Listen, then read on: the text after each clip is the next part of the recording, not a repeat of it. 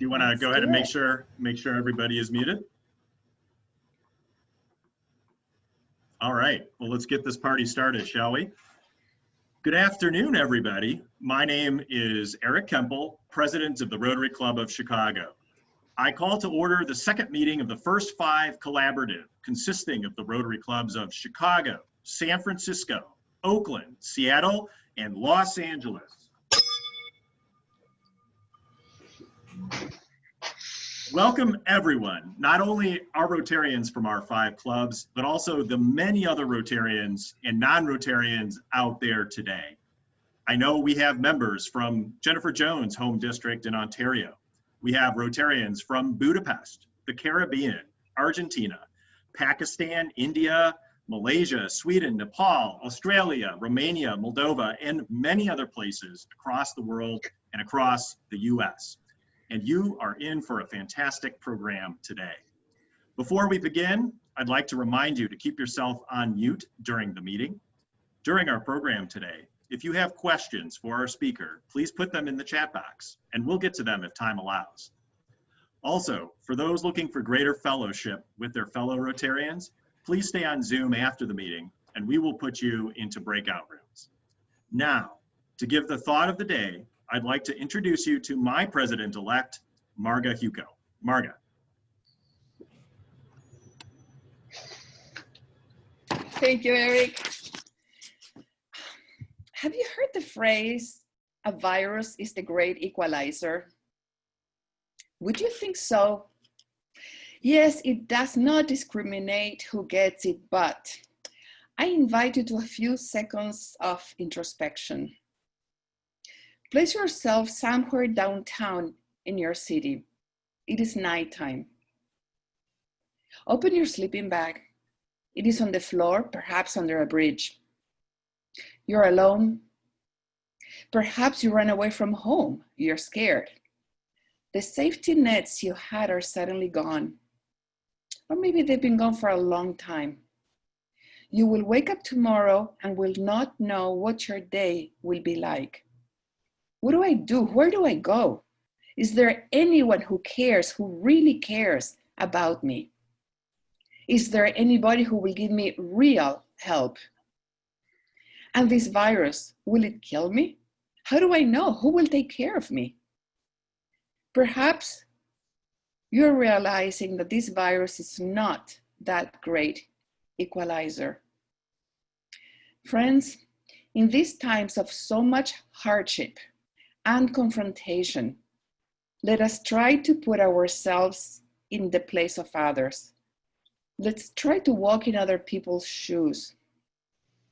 Let us see how we can really, really help. Let us listen and let us be humble. Thank you.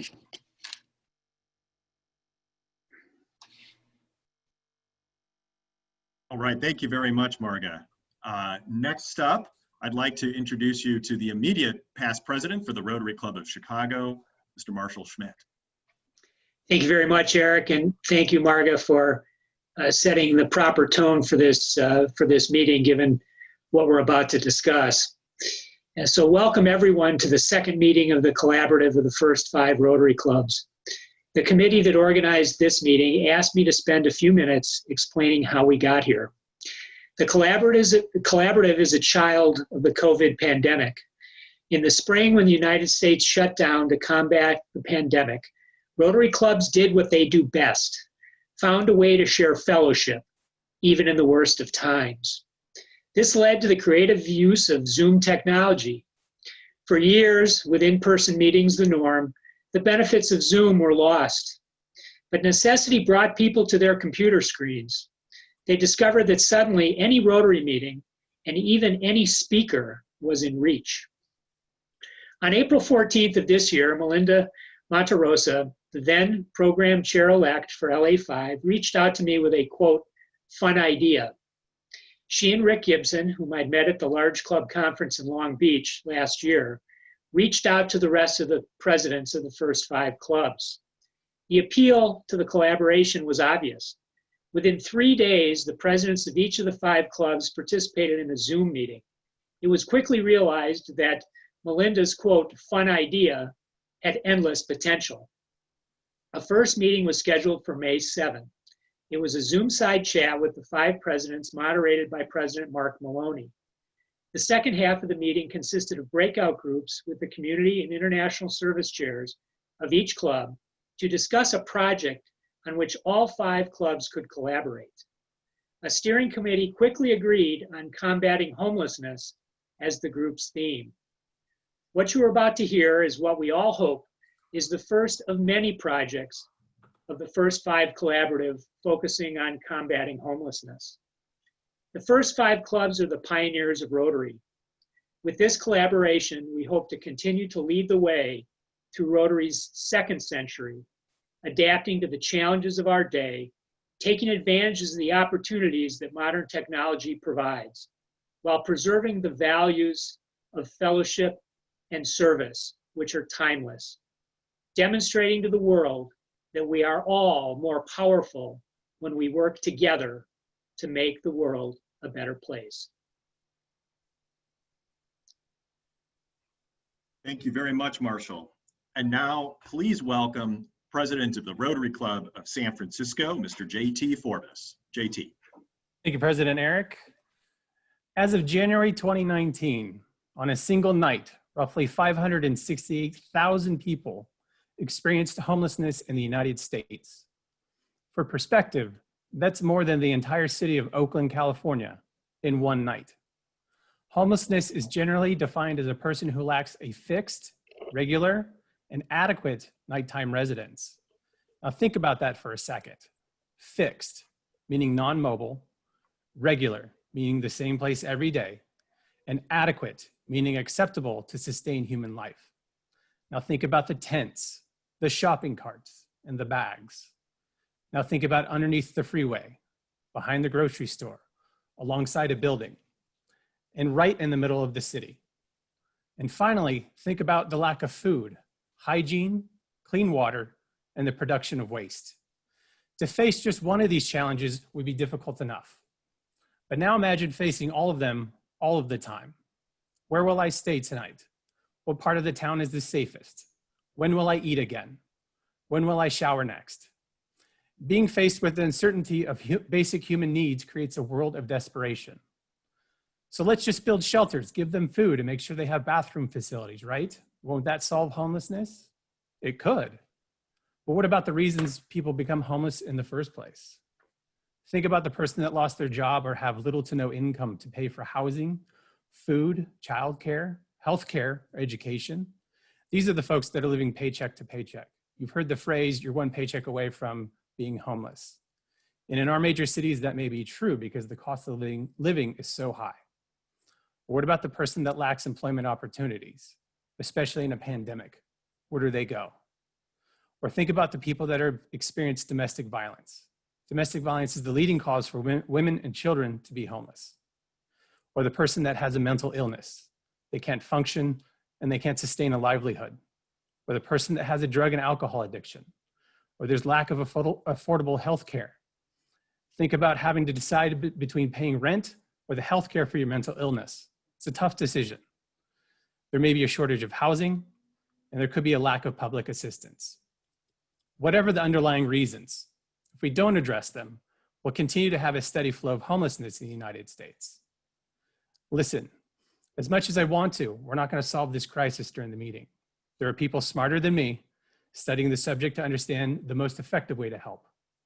But if you look at any top 10 list related to homelessness, you'll find at least 4 out of the 5 cities represented here today will be on that list.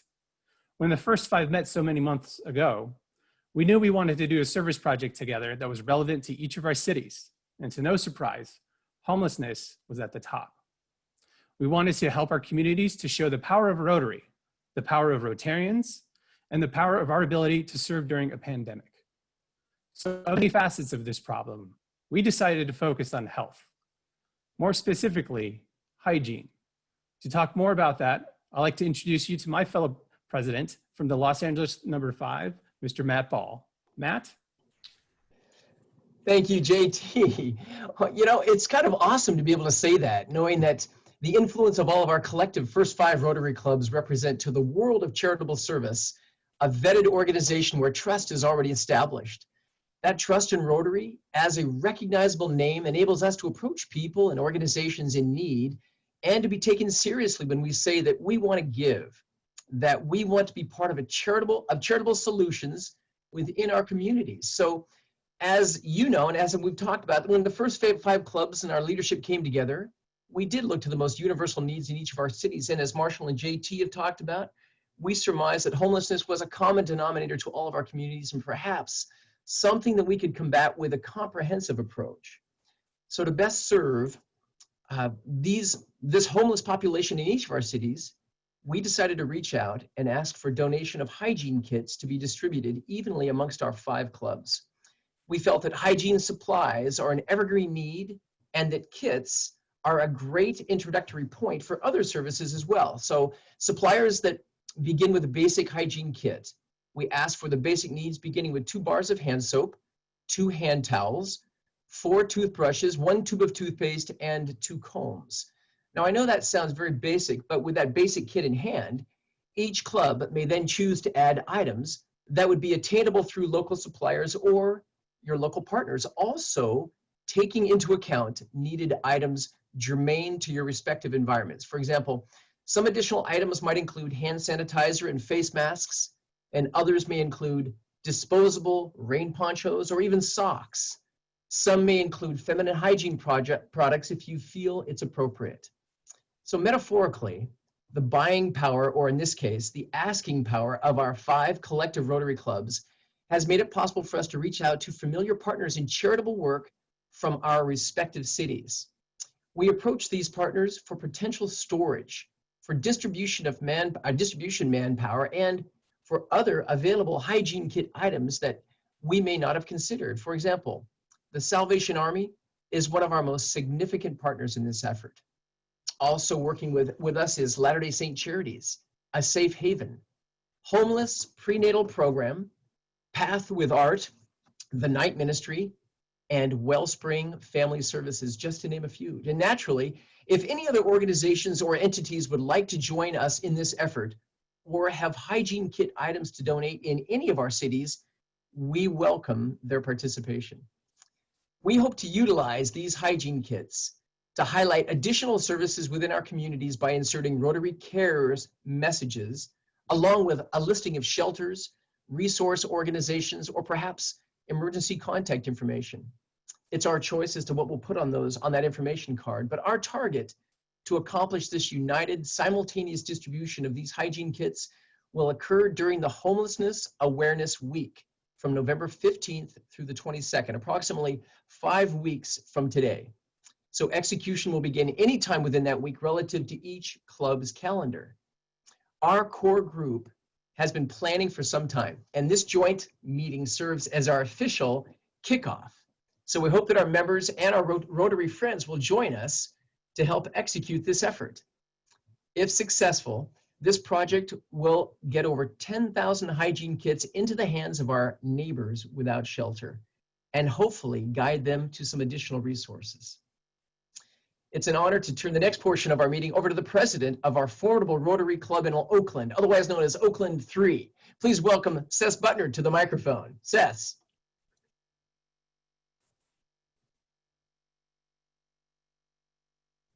You're muted, Seth. Yeah, all right. I unmute myself. Okay. So Rotarians, that is a service project that the First Five collectively wants you to get excited about. I'd like to thank Matt from LA5 and First Five presidents and committee members for all the work you put into this effort for a perfect example of service above self. We at Oakland number 3 have taken on this Rotary motto combined with this year's Rotary slogan of Rotary opens opportunities to produce our theme for the year. Rotary opens opportunities for service above self.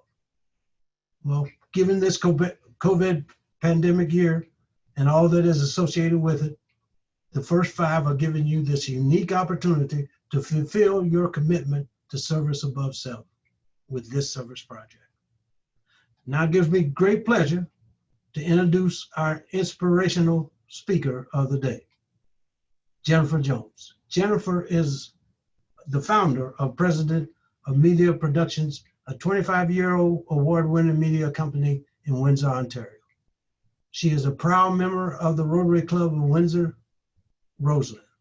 Her talents have strengthened Rotary's reach and impact through many roles, including trustee of the Rotary Foundation, Rotary International Vice President and Director, and International Assembly Moderator, co-chair of the End Polio Now, Make History Today campaign, raising funds alongside Bill and Melinda Gates and their foundation and many other responsibilities.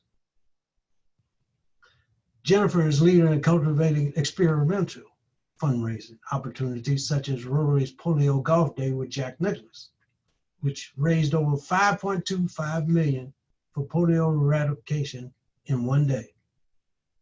Working alongside political figures, celebrities, global leaders, she uses her voice to raise awareness and hundreds of millions of dollars to eradicate disease, support peace, provide clean water and sanitation in developing areas of the world. Her skill as professional broadcaster and expert storyteller inspires hope and promise and motivates people to action. Jennifer's warmth and humility touches everyone she meets. She has received many awards, recognitions including Rotary's Service Above Self Award and the Citation for Meritorious Service and the YMCA Peace Medallion and the Queen's Diamond Jubilee.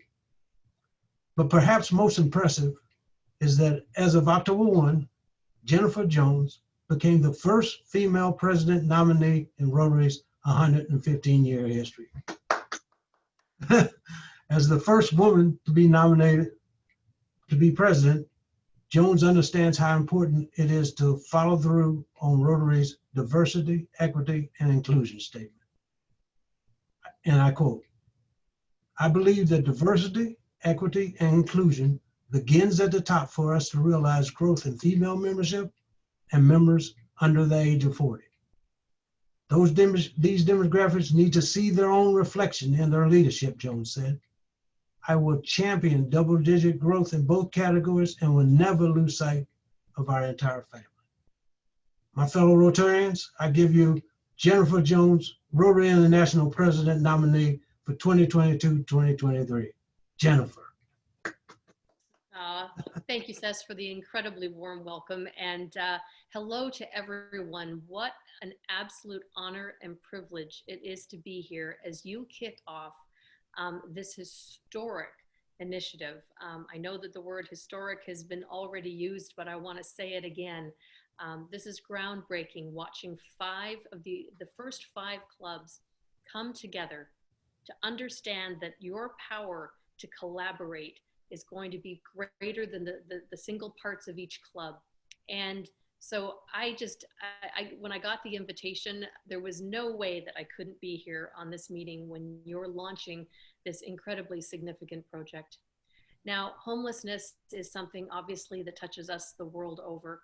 And unfortunately, COVID, we all know, is exacerbating the issue and the problem in every part of the world. We see lineups at food banks. We see lineups in parts of our world where there are many affluent communities. And yet, as was said earlier, sometimes people are just a paycheck away. I want to commend Eric and JT and Seth and Jeff and Matt, all of you as the presidents of your club for this. But I also want to give a shout out to Melinda, who was mentioned earlier, for having the foresight to come up with, I have an idea. And isn't that what we are all about? The power of one to be able to say, I have an idea. And that we all are able to rally around that and say, you know what? We like what you're saying, and let's get behind it and let's do it. And that's because we're people of action. That's what we do. You know, my youngest brother and I, we had a great conversation a few years back as I was prepping for a media interview. And it was about the role of civil society. It was about humanitarian issues. And out of his mouth came these words. He said, in order to live in the kind of society you want, you have to help build it. Let me repeat that. In order to live in the kind of society you want, you have to help build it. And that's what you're doing. you're looking at the most vulnerable. You're looking at people who might, in a very easy way, be left behind. You're providing dignity, you're providing hope. And it might not be the resolution, but you know, we have to take steps. You can't solve the entire process, the entire problem. But if we don't start somewhere, we don't make any kind of dent at all. And so, you know, when past President Mark was here and challenged you all to come up with an idea, how wonderful that you were able to see the collaborative nature of what you could do as a group. And that is a powerful story that we need to share. And I see that there's 225 people on this call. I know, as was mentioned, from clubs around the world. I hope you're going to tell the story of what the first 5 are doing, because you know what? It will inspire others to take action and to look at your example and to understand that, again, each one of us can make that little bit of a difference. And it's important that we all understand that we're empowered through our membership in this organization to be able to do things like that. You know, I have a really good friend in my home Rotary Club. Her name is Aruna Kushik, and she works as a mediator, actually, in one of our local hospitals. And she and I traveled to India back in February. We were there participating in the 100th anniversary of Rotary in India. Now, one of the things that she's taught me and told me about in the past is that when she was a young woman, she's of Indian descent, and when she was a young woman, she lived in Calcutta, and she actually worked side by side with what she calls Sister Teresa. And I called her a couple of days ago because I said, you know, there's no better example I can think of in my own mind of how someone dealt with people who were disenfranchised, homeless, sick, and needed some kind of help than Mother Teresa, Saint Teresa, as she's now called. But she called her sister. And I said, do you remember, because you've told me about the conversations you've had before, but do you remember some of the words? And she spoke them to me in Hindi. And what she said, now translated into English, and this is what Sister said. She said, just do the work. Just help. The money will come. Just make sure that the people are taken care of. And that's what you're doing.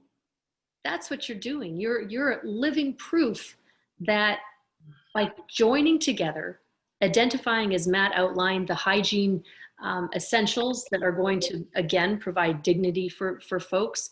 And just as JT told us about the contributing factors, because there are so many different issues that compound what homelessness means. And it might be different in every part of the world. But right now, we know what it looks like in our own communities. And as I said, COVID has exacerbated it. You know, I coined this phrase when I was looking at putting together some of my goal and vision statements for running for this role that I'm entering into. And one of the things that I talked about was our ability to adapt, one of our core strategic pillars. And, you know, we kind of thought that when we were working on our new strategic action plan, that ability to adapt, and this is going back 1.5 years ago, might have been more of an internal kind of thing, but it's become our North Star. And it has tested us. COVID has tested us in ways that we've never seen before. But the words that I put to that was that when the world stepped down, we stepped up. And that's, I think, a really important thing for us to be able to celebrate as Rotarians, as people of action, that we don't let things like this get in the way. We roll up our shirt sleeves and we say, what can we do? And so I am so enormously proud of all of you for what it is that you're contributing to your communities. And more than anything, for this collaborative spirit that you have. This is a best practice. And you know, you talk about the partnership, Salvation Army and the LDS and everything else that's gone into being able to help execute this. This is another pathway forward for us. We don't have to be isolated in our own clubs. We need to work on how we can leverage partnerships to take us to greater heights. And there's going to be lessons learned out of this. It's exactly the same thing with polio. It started with one person who had an idea, but then we leveraged it. And look at where we're at now, at the level where we have the collaboration that we have with our partners, and that leverage point being one of the most important from a financial standpoint with the Bill and Melinda Gates Foundation. So never think that the power of one person's idea doesn't have the ability to change something so profoundly in our world. And so my hat's off to all of you. And I hope that what this does is it helps to speak to people that you're looking to attract to your clubs. Because right now, I know we're meeting on virtual platforms, and I see a hybrid reality as we move forward. I don't see letting go of this. Yeah, we got to get together in person because that's what we do best. We're people. We need to be with people, but we need to do it safely. And so I do think, though, going forward, I wouldn't have been able to fly to where your meetings are tonight, and all 5 of them at once, but here we are all together being able to share that with people from around the world. We can't lose this because it helps us to tell our stories in a really great way. And those new members, I've been attending meetings around the world that are breaking their membership records in terms of attendance of people who are actually there. We know that there are people who are falling through the cracks, and we need to be very mindful of looking around our own clubs and making sure that we're nurturing people who might be intimidated by this kind of forum, or just need a little bit of tech help to be able to make sure that they're able to participate in full. But that's incumbent upon each one of us to kind of do that little, survey around our clubs. And so I encourage you to do that because, these are the victories. Attending a meeting like this, I'll talk about for a long time, and I'm going to talk about it to a lot of people. And you know what? You're all going to do the exact same thing. Now, I know that you wanted to leave some time for some questions and answers, and I want to be mindful of that. So perhaps I obviously want to say thank you, and I'll do that a little bit more formally in a few minutes, but I do want to take the opportunity now to open the floor to whatever questions I know you have some that are prepared, and perhaps there's some from the floor. I'm an open book. I'm glad to answer anything, and certainly if it's about your project or other things that relate to where we're at in Rotary right now, let's have at it. Okay. What we'll do is I'll monitor the questions and ask them of you, Perfect. Jennifer. The first one is, you clearly give so much of your time and treasure and talent to Rotary. What motivates you to continue to do so? Well, I think that that's a really easy answer. It's people. I'll give you a softball at first. No, it's people. I mean, that's the magic juice. I mean, we all have this opportunity to make a difference, and, being able to walk into, our own Rotary Club, I know for me that is a feeling like I've come home, and it's a sense of family. And, regardless of what's going on in our world, whether things are good, bad, if someone's sick, if someone's had a baby, I love that I'm surrounded by people who want to share in those experiences with us. And then I guess probably the bigger picture part of the answer is that, on a personal level, I am, so enamored with the opportunity for us through Rotary to make significant change in our world. And I think that it's a challenge for each and every one of us to think, what is that mark? When we lay down for the last time, what signature did we put on the world? And you know what? I don't want to waste any energy. I want to get busy working. All right. Thank you for that answer. Jennifer, one question here is, you are a trailblazer and are helping to break the proverbial glass ceiling for diversity among the highest ranks of Rotary International. That would indicate that the future for the diversity and parity within Rotary is hopeful. However, McKinsey released a study that said that it's not quite happening that way. Just tell us how you would address this whole issue of diversity. Well, thanks for the question. And I do have a lot to say on this topic. Diversity, equity, and inclusion is something that Rotary is taking very seriously right now. And we actually have a diversity, equity, and inclusion statement that was launched the better part of about a year and a half ago. And we have a task force that has now been charged over the past month and a half with starting to look at how we have appropriate dialogue. One thing that also happened last January is that our Rotary International Board set targets, or was it a year ago, January? Anyway, they set targets that we should be striving for female leadership of 30% across the board in our organization. And so, you know, that is data that's being tracked. Now, let me be very candid in saying, I don't think that we, and this is me being very candid and very personal about this answer, I believe that we need to find the right people in our organization. And I have no desire to try to wave the female flag. What I want to wave is the diverse perspective flag. And I believe that when we spend time nurturing people of all diverse backgrounds, it raises the water level for everyone. And so, you know, I think just by virtue of the fact that I'm a woman, it's pretty clear. And so walking into the room, I want women, younger members, to see themselves reflected, as you mentioned in the introduction. And when we genuinely see ourselves reflected in the people around, I think it cultivates within us the opportunity to think, there's leadership opportunities for me here, beyond what maybe I would have expected or anticipated.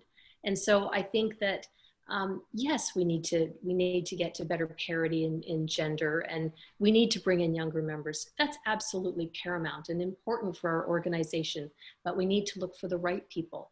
We can't do a quota check. We need to make sure that we're filling leadership potential with people who are wonderful Rotarians, regardless of their gender, their age, their sexual orientation. We want them to be great members because they're great members. And then we'll nurture them to be even better, because that's what we do. We bring leaders in and we make them better leaders. That's great. Great answer. I got one from Bob Herman here from San Francisco. He said, yesterday in San Francisco, we celebrated the anniversary of the foundation of the United Nations, which occurred in 1945. Rotary maintains a non-voting seat. How do you see us working and collaborating even better with the union in the years ahead as we encounter challenges as environmental needs and things like that? Great question, and thanks for that. One of the things that I think is very clear and very important is that we have, as Rotary, what was 6 areas of focus that we steer our members towards, now 7 with the inclusion of the environment. But if you take a look at the UN Sustainable Development Goals, we're very much in lockstep and working hand in hand with them in ensuring that we are all rowing in the same direction. And I think that that's probably one of the most important things that we can discuss is how do we again, using this word leverage, how do we leverage these relationships, whether it's with the UN, whether it's the WHO, whether it's UNICEF, our partners, obviously the CDC, our partners that we have in polio eradication. These are all relationships that help us, again, go forward in a united way, in a united front. And so I think that as we look at those sustainable development goals, I think it really showcases very profoundly that we're all rowing in the same direction. And I think, quite candidly, that's going to be a success point for us as a global organization. Okay, I have one here from my club, actually. As president, do you think it would be able to bring Rotary into China, which has the most people in it? Great question. An interesting question, actually. And we do have expatriate clubs in China right now. And what that means is that Chinese citizens are not members of those clubs, but they are people who are living inside of that country. We have extension efforts that are taking place through dialogue in other parts of the world as well. There's been conversation about Vietnam. There's been conversation about Cuba. How do we look at some of these areas and how do we bring them into our organization? I don't have an easy answer to this one. It requires diplomacy. It requires understanding of different cultures. You know, we have two Rotarians, very senior level Rotarians, who are working tirelessly right now in Russia. And again, a very interesting and dynamic part of the world right now with, you know, clearly sensitivities that, you know, are part of that. What is brilliant about our organization is that we exist, we are non-political, we are non-religious. And so, you know, that is a point of pride that we need to adhere to and we need to espouse as we're talking with other people. Because we live, you know, I'm here in Canada. Certainly, you know, we have a potential election coming up right now. It hasn't been called yet. You have one in just over a month. There's tumult going on in our world, not just COVID. There's a lot of things going on. But we're a safe haven for conversation. And we need to be good with each other right now as these things are taking place, whether it's expansion of Rotary into parts of the world that are potentially controversial, or whether it's even something regarding what is closer to home, the election in your own countries that are taking place. We need to be gentle with each other, with our members, because we have, again, this diverse perspective, and that's what makes us strong. We may come from different viewpoints, but that's how we challenge each other to be better. And so being respectful in how we approach these things is a hallmark of who we are as an organization. And we need to remember that right now, I think probably more than any other time in our collective lifetime. It is a trying time we're in right now. I've got the question that kind of covers everything for you. What will be your priorities during your term, if elected? Oh gosh, you want to know what my theme is going to be? Yeah, your priorities. Which priorities do you have? No way. We're working on that, so that's a work in progress. Okay. In terms of, you know, it's premature to get into a lot of what, you know, things I'm going to focus on. My focus, and this sounds like such a political answer, but it's true. Mm-hmm. My primary focus right now is ensuring that President Holger and President-elect Shaker, who come before me, that I work as tirelessly as possible to ensure that they have a successful year and that their teams have a successful year, because we are working very collaboratively together. And I think that that's a message we're trying to emulate and showcase to district leadership, to club leadership, about the continuity of leadership and how important that is, because it's not my Rotary, it's not my year, it's our Rotary. And, you know, when we get stuck into, and I'm sorry, my dog's weighing in on this, she agrees with that point.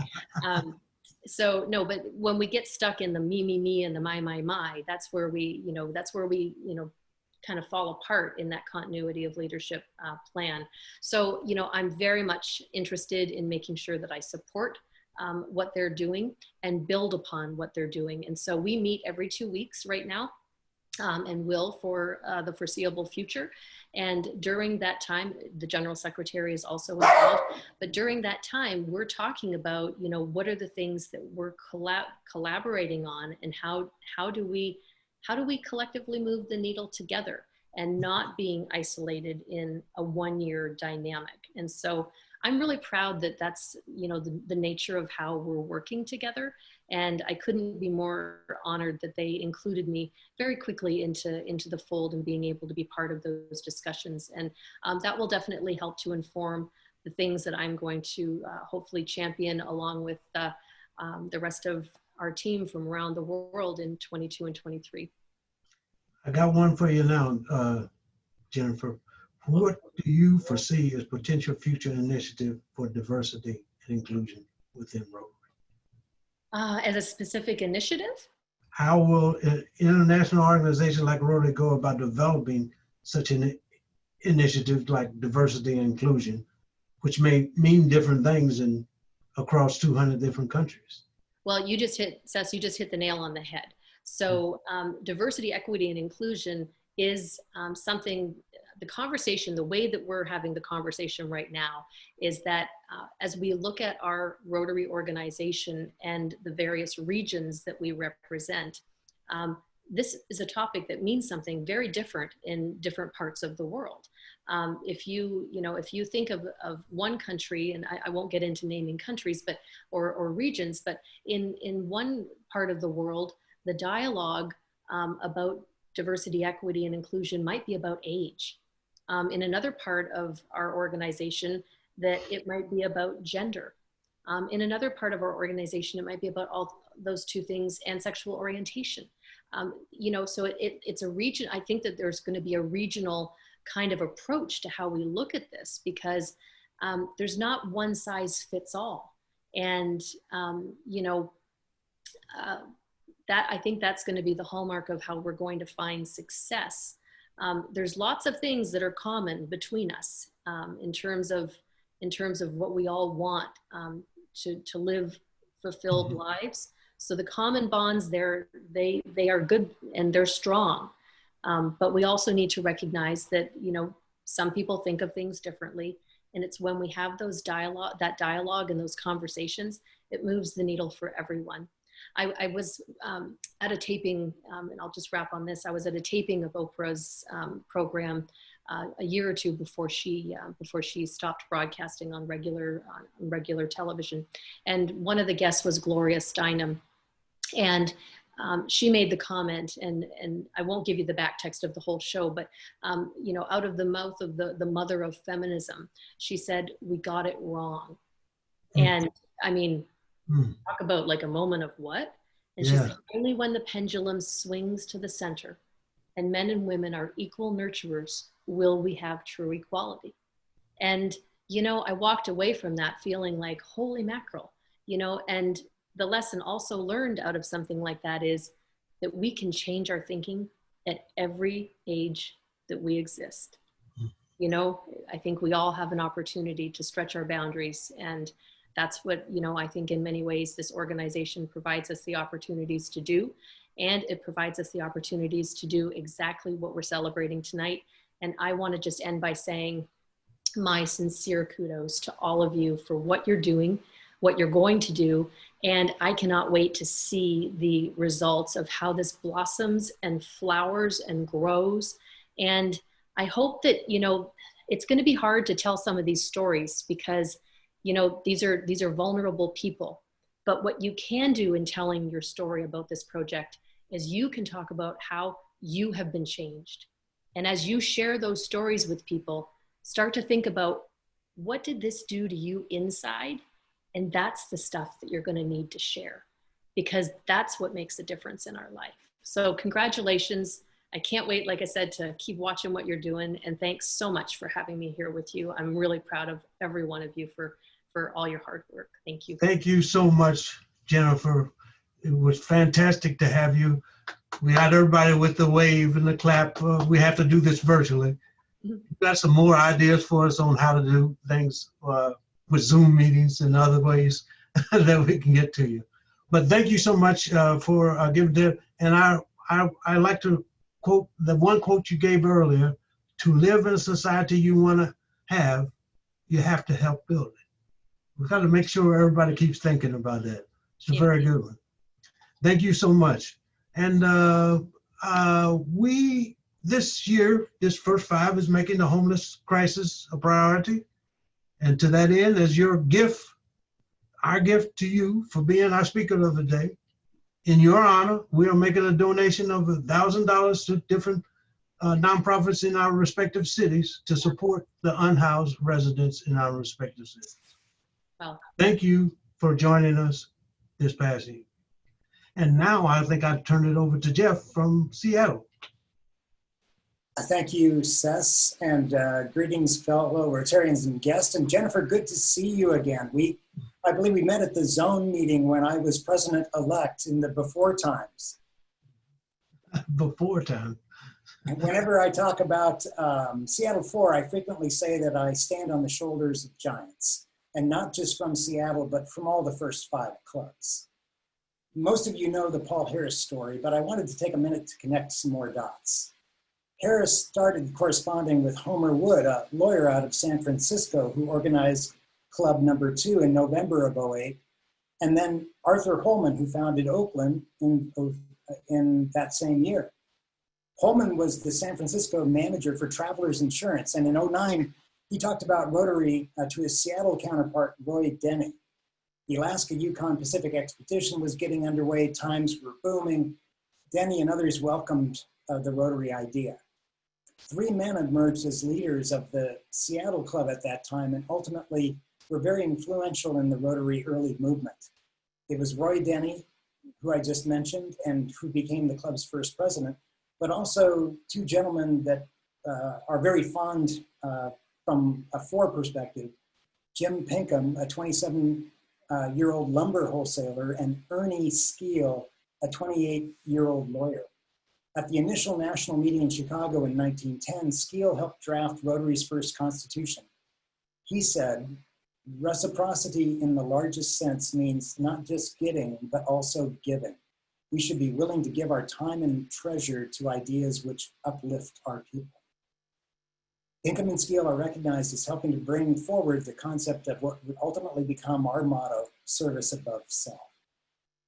Another significant chapter in Seattle FOR history I wanted to share, especially in recognition of Jennifer's accomplishment, is when Seattle FOR worked to form a new club in the Pioneer Square International District. The charter was slightly altered from the standard Rotary charter by striking out any reference to male-only membership. The application was returned unapproved because the new club had deleted the male-only clause and several other minor elements to comply with the interests and realities of this new emerging club. The International Club submitted a resolution in 1986 to Rotary International proposing that women be admitted as Rotarians. This resolution was combined with other similar resolutions by other clubs and was soundly defeated by a 2-to-1 margin. On July 31st, 1986, the club unanimously voted to admit women because members such as Bob Hashimoto spoke against discrimination. Because it was believed that admitting only 1 or 2 women would create pressure on those individuals, the club decided to admit several women, and ultimately 15 were proposed and admitted in '86. The club was aware of a California case pending in the United States Supreme Court, Board of Directors of Rotary International versus the Rotary Club of Duarte. The Club of Duarte, California had admitted women in compliance with California law against discrimination, but was subsequently expelled by RI, hence the litigation. In order to prevent being expelled, the Seattle International District Club filed a lawsuit in the Federal Court of Seattle. And finally, in September of '86, the press release included then President Jim Johnson's comment. "Rotary is a great organization. We are good Rotarians and we subscribe to everything Rotary stands for, except one thing, that it does not allow women as members." The Duarte case was decided in May of '87, and the court upheld the fact that RI had to comply with California's public accommodation. And faced with that, in Washington State, Rotary International decided not to litigate against the new international club. And in 1989, the RI Council on Legislation amended the Rotary bylaws to eliminate the provision of women as Rotarians. And this actually strikes a chord with my own Rotary journey, because it was in '87 that my club sponsored me as a young man who knew nothing about Rotary to join as a GSE team member and travel from the Seattle area all the way across the world to the Midlands of England as a GSE team member representing Seattle. And I was well coached on having to defend the action because it was met with a lot of skepticism and more from some of the Rotarians in that experience. But it was really a transformational experience for me. And I always pledged that I would return the favor. And so I'm very proud to be representing number 4, to have already concluded and passed a resolution on diversity, equity, and inclusion as part of our work to continue to move Rotary in the right general direction. Thank you so much for allowing me to participate in this wonderful get-together today. Thank you very much, Jeff, and thank you for those thoughts. and for wrapping up our program today.